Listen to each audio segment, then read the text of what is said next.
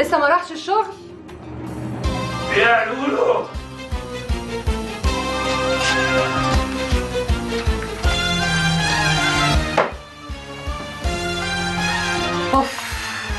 فيها بنت الترزي عامله لك شبط على الصبح ليه؟ مالك مش طايقه نفسك ليه؟ مش عارف في ايه؟ في انك طول النهار نايم واكل شارب، وانا اصحى الصبح انضف البيت واودي الواد الحضانه واطلع على شغلي، وهكذا كل يوم. ما تحس بيا يا اخي، ده انا مطحونه.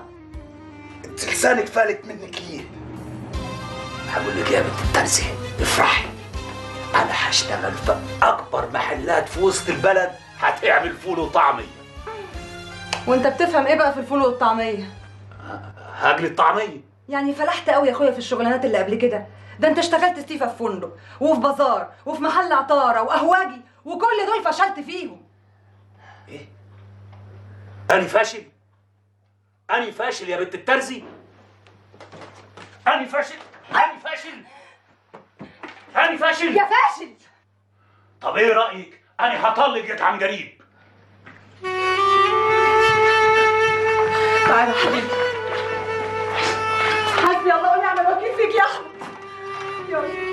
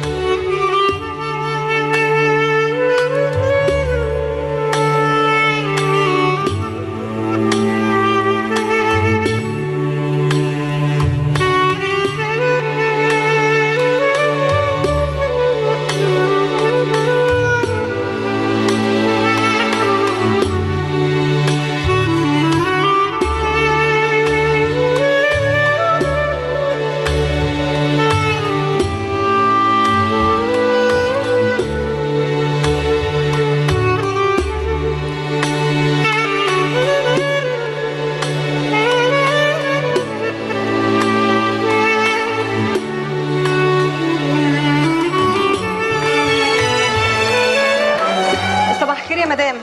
وبعدين يا لولو في التأخير ده انت ضحكتيني.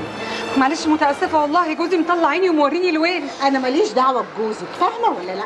لو كنت ناويه تتاخري يبقى خلاص ما تجيش تاني.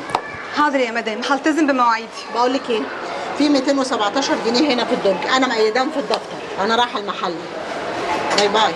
سلامة يا هاني.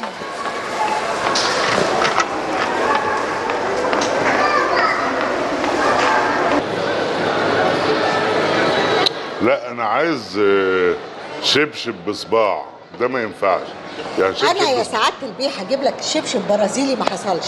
شهد روحي جيبي لي شنطتي الكبيره من الكشك، يلا على طول.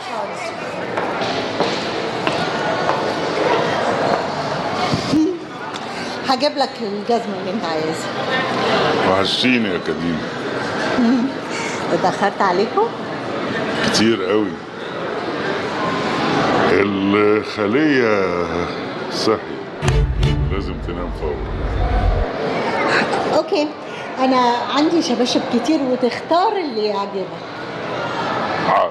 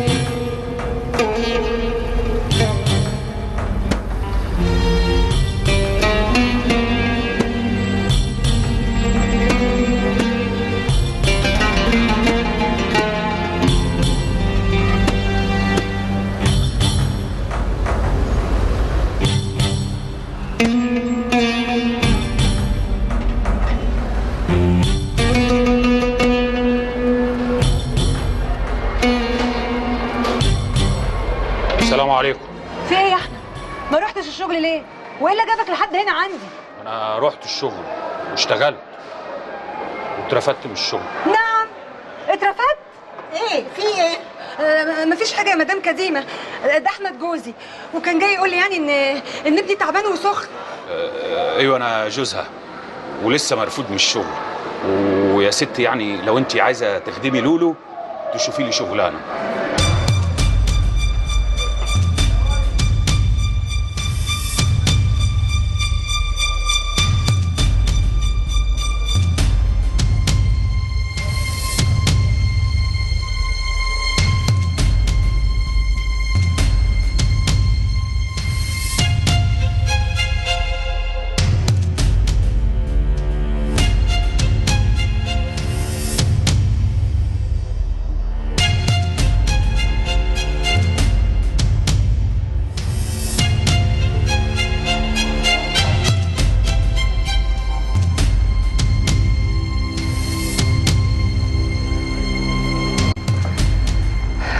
طول النهار اشتغل واجي بالليل اكلك واحميك.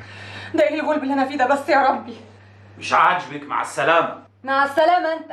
الشقه دي شقتي وعقدها باسمي. بس يكون في معلومك، أنا لو مشيت هاخد ولدي في يدي. خده يا اخويا. خدت ايه انا من الواد ولا منك؟ إيه؟ أنت بترسمي على إيه؟ برسم على حريتي.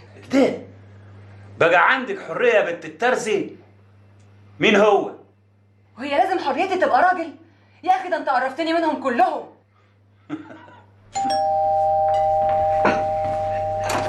قول كمان. أهلا يا مدام. إيه؟ شفت لي شغل ولا إيه؟ لولو فين؟ انا اهو حضرتك. العلبة الصدف اللي فيها مفاتيح الشقة والمحل اختفت من الكشك. طب وانا هاخدها ليه يا مدام؟ يبقى انت اللي سرقتها. انت قعدت ساعتين في الكشك لوحدك. أنت هتقولي إيه يا مدام؟ أنت هتساعديني وتشغليني ولا جاية ترمي بلاك علي؟ انا مش جاي ارمي بلايا عليك، انا جاي اسكنك. اتفضل يا سعادة البيت.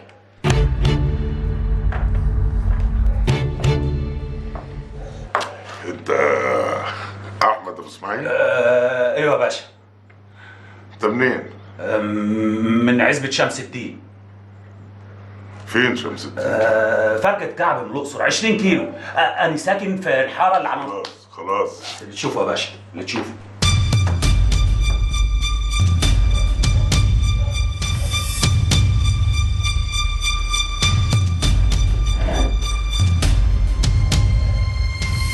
ليه كده؟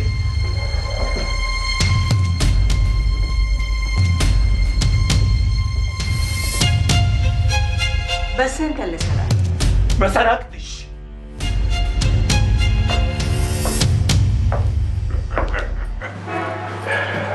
المفاتيح دي بتاعتك يا مدام؟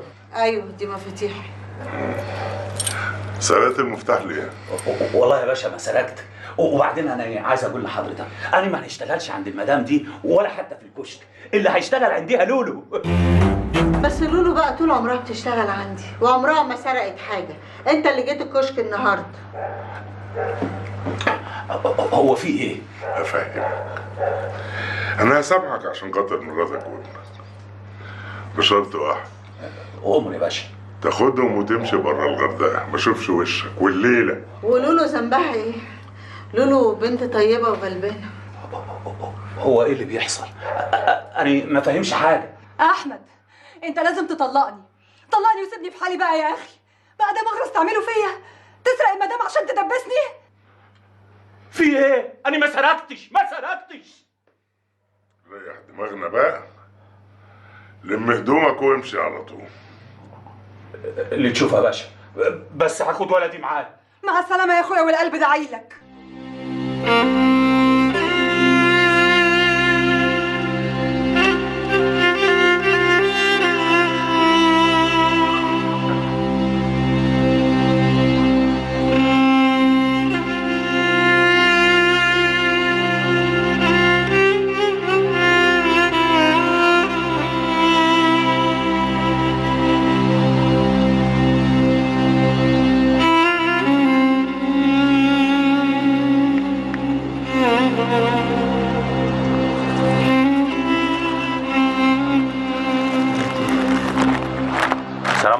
عليكم السلام ورحمة الله. ها لقيت شغل يا أحمد؟ لسه عم عبد الله. انا عارف ان انا مديون لك، بس بكره تفرج. مش كانت الغردقة أحسن؟ فيها لقمة عيش. ويعني كان بكيفي، ما انا اتطردت من الشغل. بقول لك ايه، اديني ولا اقول لك انا مش عايز حاجه من وشك. سلام عليكم. عليكم السلام. يا مقصاب.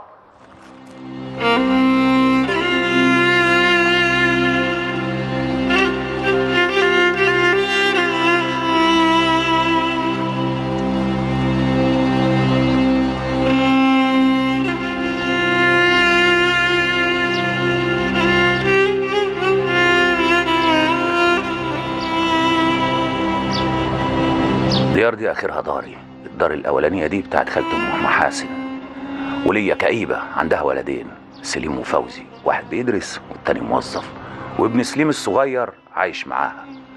والدار دي دار ام العيدين السكري، وليا خرفانه وعندها برضه ولدين، الراعي ولؤي، والاتنين بيدرسوا.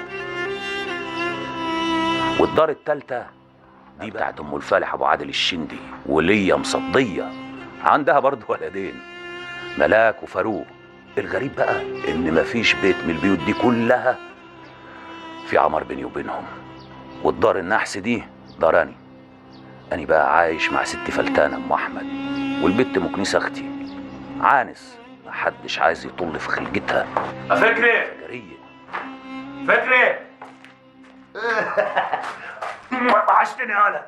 انت ايه بتعمل ايه فوق السطح؟ ست حبيبتين بالطوب. وانت محتاج للطوب؟ انت تصغر له بعينيك كده يروح واجع على طول. انت جيت يا احمد؟ جيت. ستك فلتانه فين؟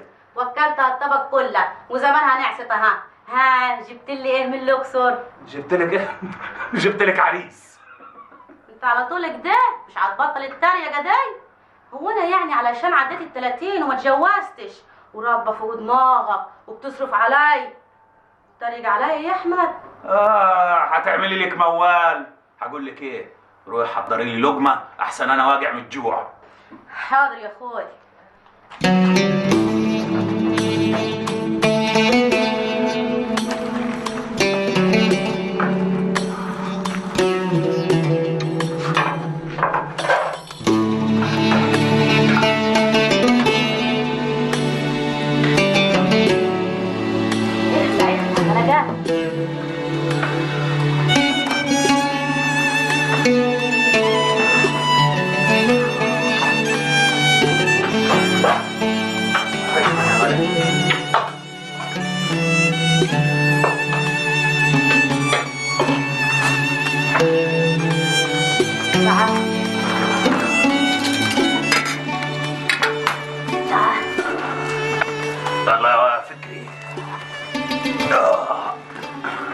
عارفه يا اخوي انك لما بترجع من الاقصر من غير ما تلاقي شغل بتبقى روحك مناخيرك، فما بتبقاش طايق ولا كلمه، وبتحملك مناختك. مين هيشيل همك غيري؟ لفيت يا بنت ممكن لك عادي من مركب المركب، والكل على لسان واحد، مفيش شغل مفيش شغل. هنعمل ايه؟ روح يا شيخ ربنا يفتحها في وشك. ربنا يفتحها في وشك انت 4 غرز ويريحني منك يا شيخه. يا اخوي خدني على قد علامي. يا باشا الولد ده ما ياخدش خلوة في ايدك، تقدر تشغله على طول. حتى اسأل لولو، مش كده يا لولو؟ هو ايه اللي كده يا مدام؟ طب يا باشا باي باي دلوقتي. انت ليه سبت الشغل وجيتي؟ طب حضرتك بس فهميني الاول هو ايه اللي كده؟ وبعدين اقول لك. طب في زباين عايزين عقد غالي قوي، وانا قلت بقى مفيش غير حضرتك اللي تعرف تبيعه. طب يلا روحي وانا هحصلك. حاضر.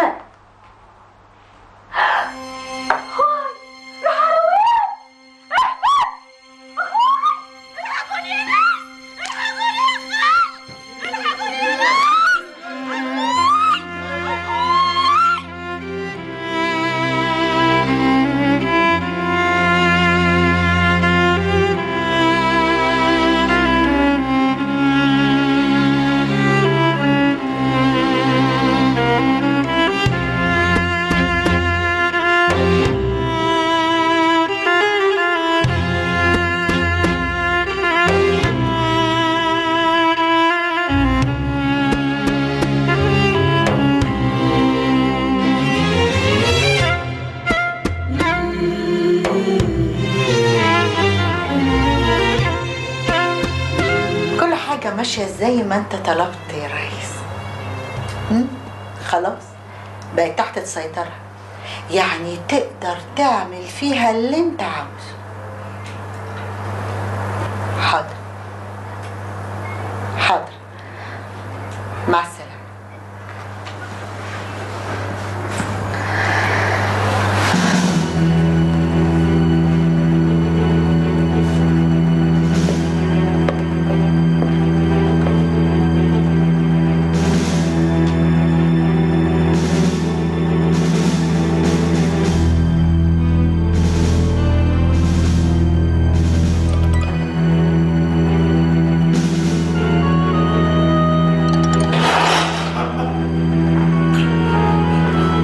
هتفضلوا سايبيني كتير؟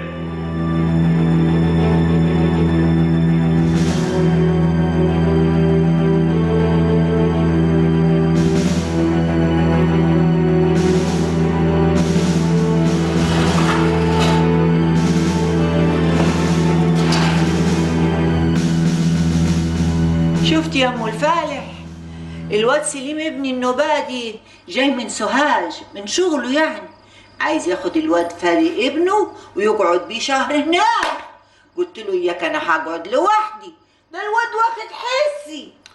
انما ايه اللي جرى في دار المعفن احمد ابو اسماعيل؟ ايه وتديله الواد اهي، ومن لما يختي يروح شغله الولا هيسيبه هناك لمين؟ هيقول هيجيب له ده تاخد بالها منه. اصل انا سمعت البنت مكنسه وهي عماله تصرخ وتلطم على خدودها. ايوه يا ام المحاسن، اوعي نحس فادي يكون السبب في ان ابنك سليم يتجوز الددايه اللي بتقولي عليها دي وتبقى مصيبه. جرأية ولية منك ليه؟ قاعدين تتحدثوا مع بعضيكم وانا قاعده زي مجور العجين. هروح على داري اشوف الرجال عايزين ايه. ما تتكلمي كلام ناسخ ملناش فيه، ما يتحرق احمد ابو اسماعيل على امه على اخته على ولده كمان. ايه دول عالم ساوي واحنا مش بنحبوهم.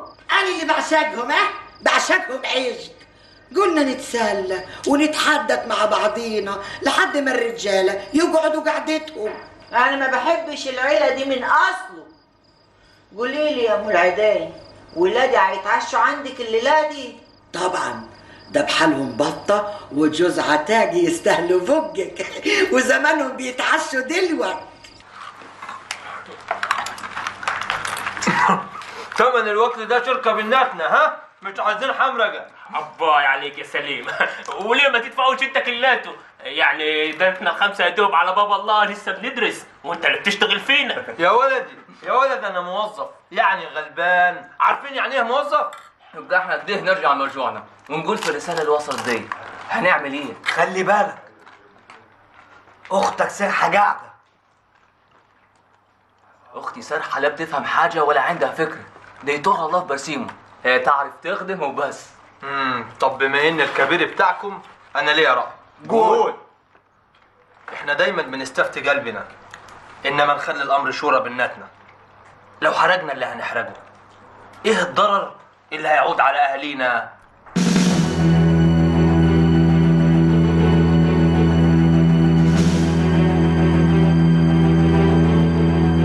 بكره الجمعه كلتنا هننام على السطح، كل واحد فوق سطح داره، ها؟ وهنخرج بعد الفجر لحد الظهر على 3، وان شاء الله ان شاء الله يوم السبت قبل المغرب تكون المراكب اللي حددناها كلها اتفحمت واترمت في النيل. اتفقنا؟ اتفقنا. طب نقرا الفاتحه. بسم الله الرحمن الرحيم، الحمد لله رب العالمين، الرحمن الرحيم، مالك يوم الدين، إياك نعبد وإياك نستعين، اهدنا الصراط المستقيم، صراط الذين أنعمت عليهم غير المغضوب عليهم ولا الضالين. آمين. بتقروا الفاتحه على روح مين يا ولاد الفرطوس؟ على اروح امواتنا يابا، اللي ماتوا واللي هيموتوا. انتوا عيال فلتانين ومالكوش عازي وبتاكلوا في جته محلوله. بنتي يا سرحه. نعم يا ابوي. كانوا الظفر ولا لسه ليا فيه نصيب؟ لسه يا ابوي، ده انت الخير والبركه. طب غوري عشيني. حاضر يا ابوي. انتوا بتعملوا حاجه غلط، خابر انا.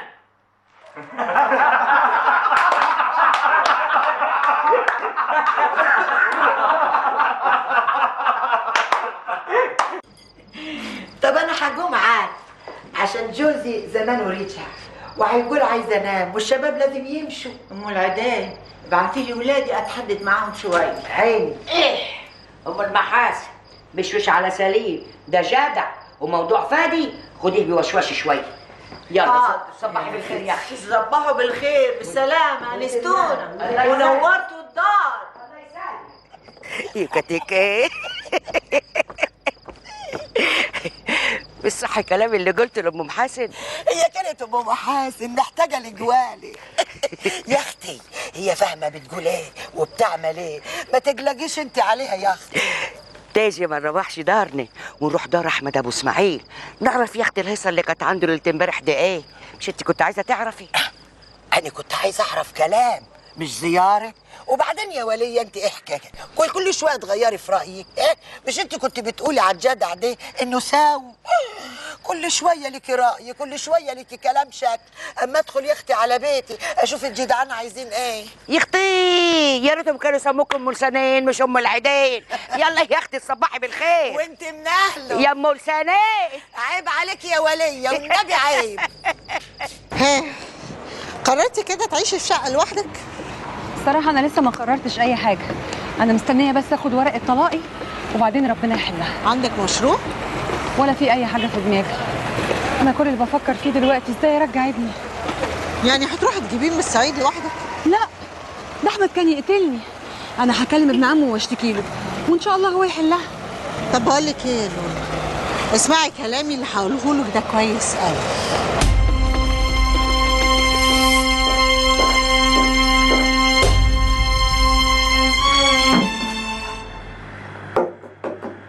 ايه ده؟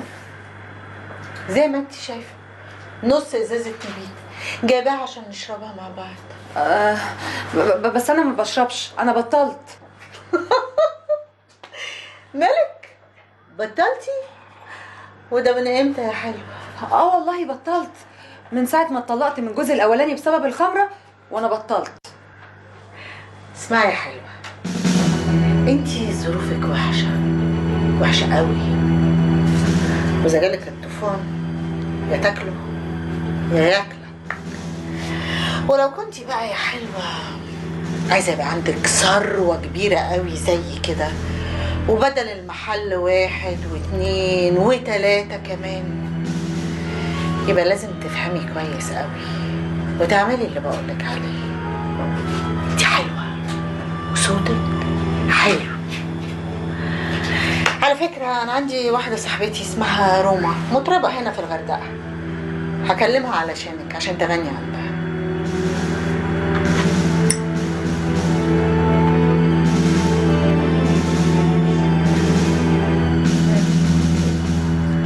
هتشربي؟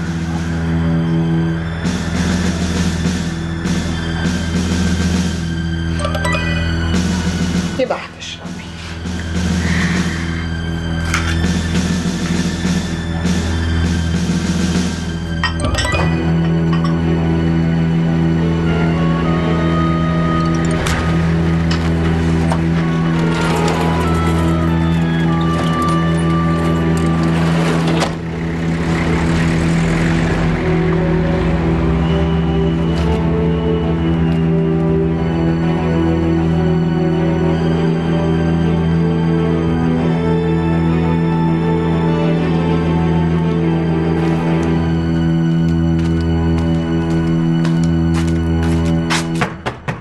وبعدين ضربوك ولا علقوك؟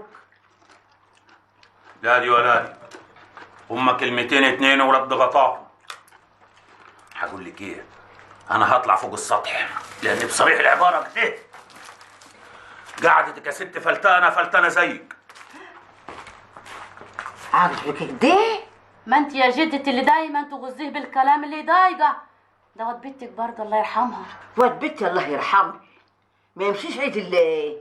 احمد اخوي مش عفش، حظه هو اللي عفش. من يوم ما فتح عينيه على الدنيا ما شافش منها حاجه زي نواصل. هو صغير فشل في المدرسه، وهو كبير هنخليه يفشل برضك؟ واحنا اللي خيبنا امله. مو هنا يا جدتي لو معايا حاجه كنت ساعدته، واحمد ما فرطش لا فيا ولا فيكي من زمن. الله يعينه. ارحميه ارحميه يا جدتي، ربنا يرحم الدنيا واخره.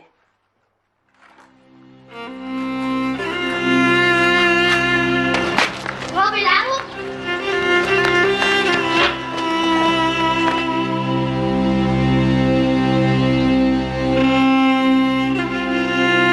ياض يا فكري، ياض يا فكري، وهتوجع يالا، يخرب بيت الكرة واللي نفخوها. حاضر يابا.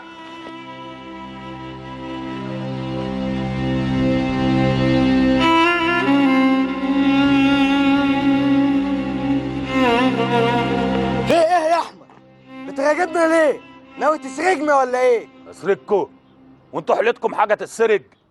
وبعدين مش عيب تبقى زي الشحطه كده وتقول لي اكبر منك يا حرامي؟ انت مش متربي يا ولا جور.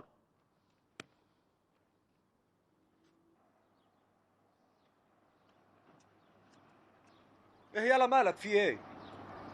واد خايب، ما انت عارفه احمد ابو اسماعيل. يخرب بيته، هو لسه عايش؟ ايوه. تعالى تعالى.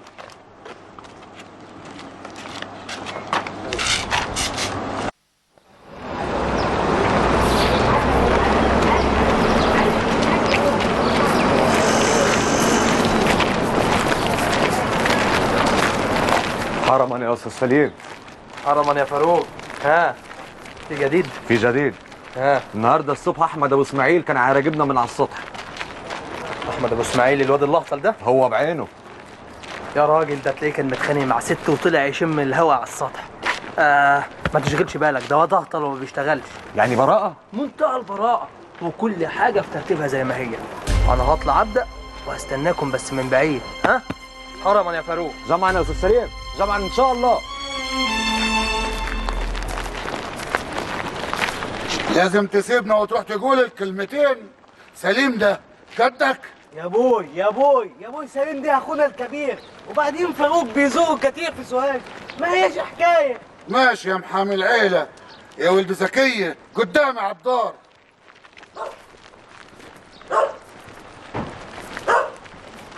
السلام عليكم ورحمة الله وبركاته. وعليكم السلام ورحمة الله وبركاته. حرما يا حاج. جامعة إن شاء الله. الفطور يا ولد. ايه يلا يا ولاد. بسم الله الرحمن الرحيم. بقول لك ايه ياما، هاني من يوم ما وقعت على الدنيا في الدار المكن دي وانا ملاحظ ان الفطور بيبقى يوم الجمعه وبعد الصلاه. ما دي عادة خدناها عن ابوكم. عارفين يا ولاد، انا اتجوزت ابوكم يوم الخميس، ويوم الصباحيه يوم الجمعه قال لي انا بفطر فول وطعميه وجبني بعد صلاه الجمعه. انا استغربت. عارفين عملت ايه؟ قول ياما. كنت هوقف الجوازي وارجع بيت امي. يا اخي الراجل دي اللي همه على بطنه. عجبكم قوي الكلام الماسخ ده، عادة ورثها أبا عن جد، كيف استغنى عنها يا ولد زكية؟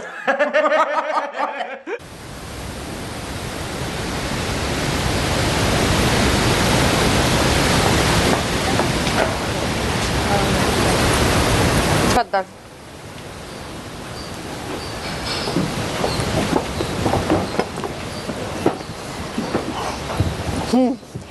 هتعملي ايه لصاحبتي يا مدام روما؟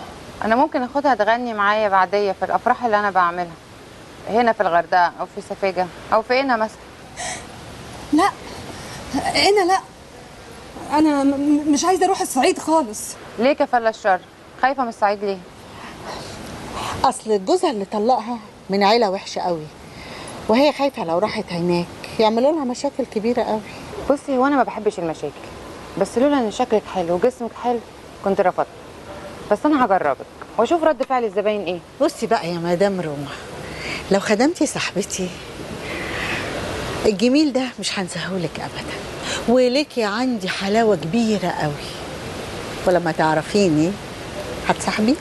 وانا خدمت وشكل كده الدنيا هتزهزه وانت معايا، ولا ايه يا مدام لولو؟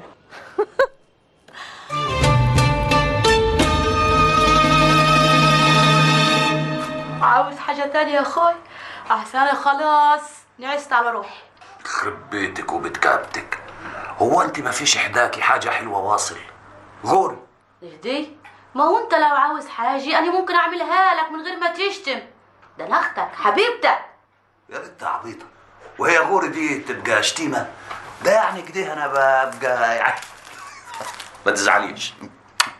يلا تصبح على خير. وانت منها غوري.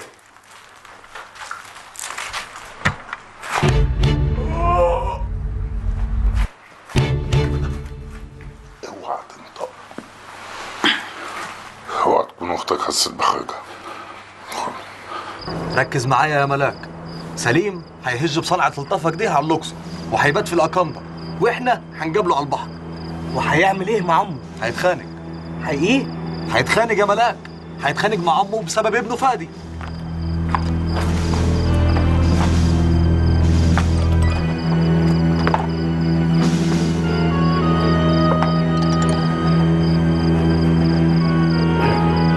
ايه؟ ابوك طالع ينام هنا ليه؟ فيه ايه يا ابوي؟ طالع ارقد هنا. يا ابوي الدنيا طلع عليك. عايز انام في الطل، في عندكم مانع؟ لا يابا مفيش مانع لا سمح الله، بس احنا يعني ممكن نصحى بدري ونخرج وكده يعني. غوروا في 60 داهية، ما انتوا عارفين ان انا نومي تقيل ومش هحس بيكم، وبعدين الدار ده داري. ها؟ انام في المطرح اللي يعجبني يا ولاد زكية. والله لا اقول لك. ايه يالا؟ ولا حاجة يا ابوي. بحسب. راح فين يا ولد؟ مسافر. بالليل؟ ما تسافر الصبح، النهار مش له عيون. انا كبير ياما، في ايه؟ ماشي، ما دام انت كبير عليا سافر انت بالسلامة، بس يمين بتلاتة بالله لو خدت الواد الصغير معاك لاقتلك على باب الدار. وهون عليك ياما. ما دام امك ما تهمكش وعايز تاخد الواد من حضنها يبقى اقتلك على باب الدار ولا سيبك سليم يا سليم. انا مش فاهم ياما، انت ليه بتعامليني بالطريقه دي؟ والله ما انت واخده، هقتلك يعني هقتلك. راح فين يا سليم؟ هغور من هنا، الدار بقت ضيقه عليا وعلى امك، وكلمه تانية هاخد الواد وهمشي. على وين يا ولد؟ خارج في داهيه تاخدني. هكون رايح فين ياما؟ رايح ادور على شغل. اباي وانت بتزعق كده ليه؟ هي قالت لك حاجه؟ انا كده ما احبش حد يسالني رايح فين وجاي منين. سلام عليكم. وبعدين انا حر يا عالم، حر. انا خلقتك كده ما احبش حد يسالني رايح فين وجاي منين. انا حر يا عالم. غير من البلد كلها ما تنسحب فيه. في حاجه يا فوزي؟ انت مالك انت، في حاجه ولا ما فيش حاجه؟ غور في سكتك يلا وروح دارك.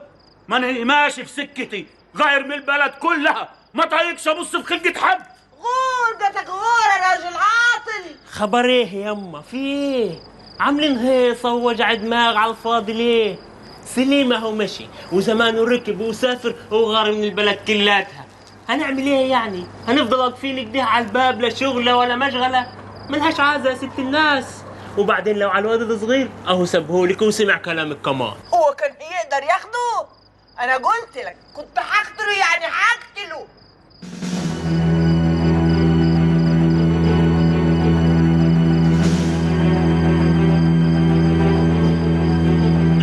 في ايه يا ولا؟ ايه اللي جابك هنا؟ سبت فرشتك ليه؟ تعمل ساعة مش عارفة. ربنا يقلق منامك يا بعيد. أنا نازل الفجرية يا ولا. خدني معاك. هباي عليك. طيب تعال خش نام جنبي. همي يشيلك انت كمان. نعم.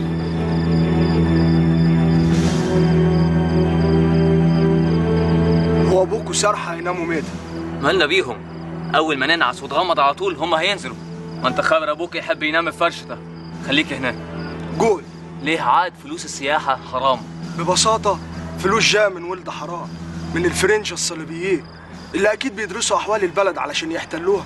ثانياً بيمشوا عرايا وده بيزود الفتنة، والفتنة بتزود الفسق. يعني لو لبسوا حشمة يزوروا أثرنا؟ برضه لا.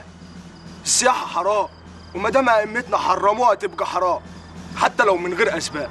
بس أنا أعرف إن فزان أبوك بيكسب منها وبيصرف علينا في دراستنا. علشان كده لازم نكفر عن الذنوب دي، مع إن الحال بيقول إن الذنب ذنبوك وإحنا مش بنشيلها بالتبعية.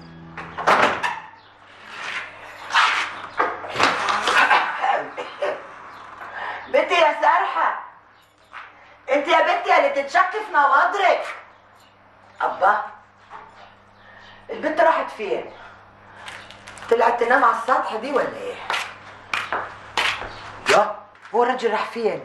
نزل راح الشغل من وراي ومن بدري كده. وايه اللي بيجرى في البيت ده؟